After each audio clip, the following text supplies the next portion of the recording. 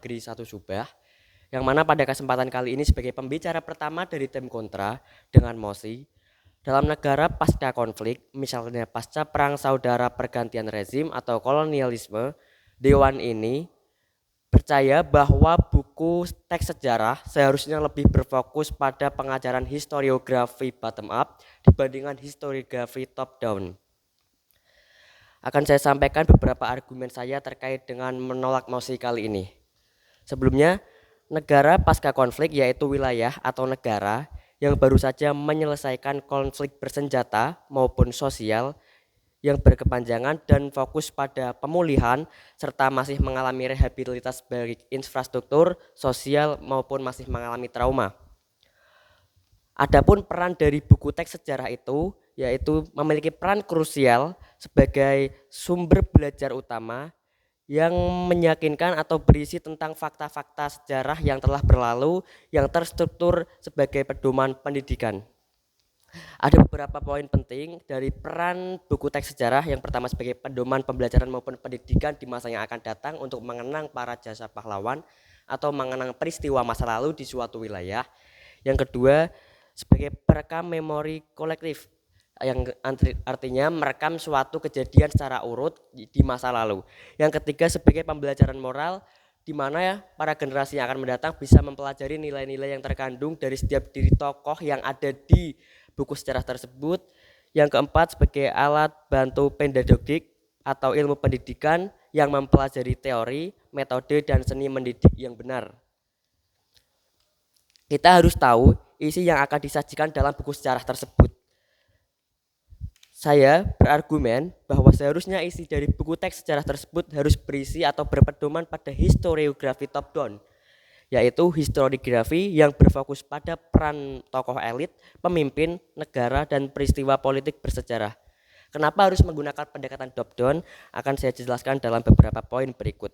Yang pertama, pada pendekatan historiografi top down ini fokus pada aktor utama seperti raja, presiden, atau tokoh-tokoh yang dihormati atau tokoh-tokoh elit yang dianggap sebagai memiliki peran penting dan penentu arah kebijakan pada perubahan sejarah.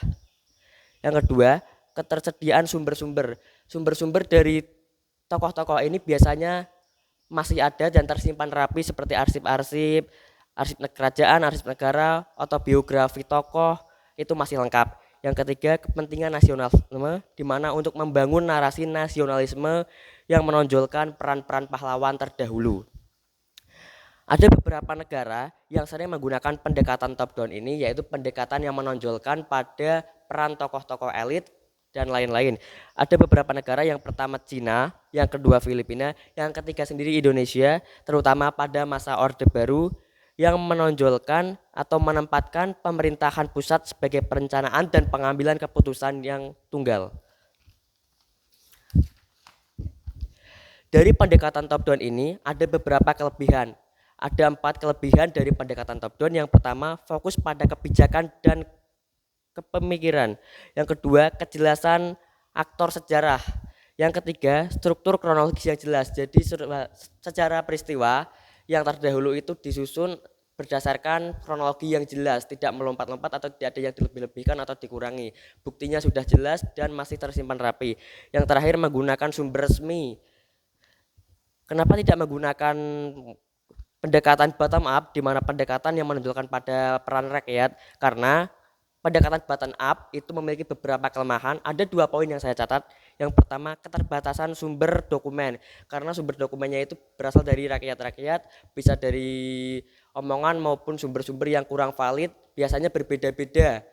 Yang kedua, resiko personalitas atau subjektivitas, adanya bias yang berlebihan atau bias tinggi yang sehingga mengagung-agungkan atau menyederhanakan kehidupan rakyat pada masa dahulu.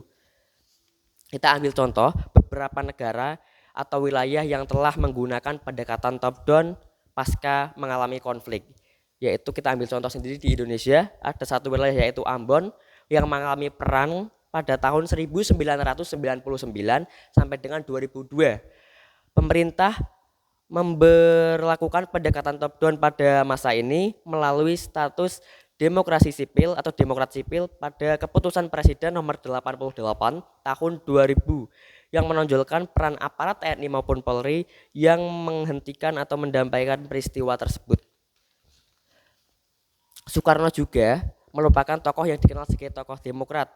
Namun diketahui pemikirannya tersimpan obsesi terhadap model pemerintahan yang sentralistik dan top down, di mana terutama pada masa demokrasi terpimpin.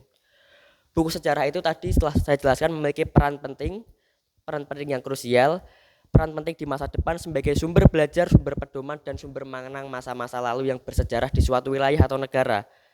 Jika pendekatan dilakukan dengan pendekatan top down, buku sejarah tersebut akan menimbulkan konflik baru antar wilayah, maksudnya kecenderungan dari setiap kelompok-kelompok yang ada di masyarakat, sehingga lebih baik atau lebih pantas itu menggunakan pendekatan top down, di mana lebih mengutamakan atau menonjolkan peran orang-orang penting seperti presiden, raja, tokoh-tokoh elit, di mana untuk mengenang dan mempelajari di masa yang akan datang sebagai tokoh-tokoh pahlawan bersejarah di suatu negaranya. Menurut saya juga dengan adanya pendekatan top down ini, negara yang baru saja mengalami pasca konflik itu, jika negara tersebut berhasil, maka pemimpin atau negaranya itu pasti akan dikenal oleh banyak orang. Maka dari itu pahlawan dari negara tersebut bisa diambil pedomannya, nilai-nilainya oleh negara atau bangsa lain atau orang-orang lain yang akan di masa datang, sehingga negara tersebut bisa terkenal luas ke depannya dan memiliki cap baik di dunia.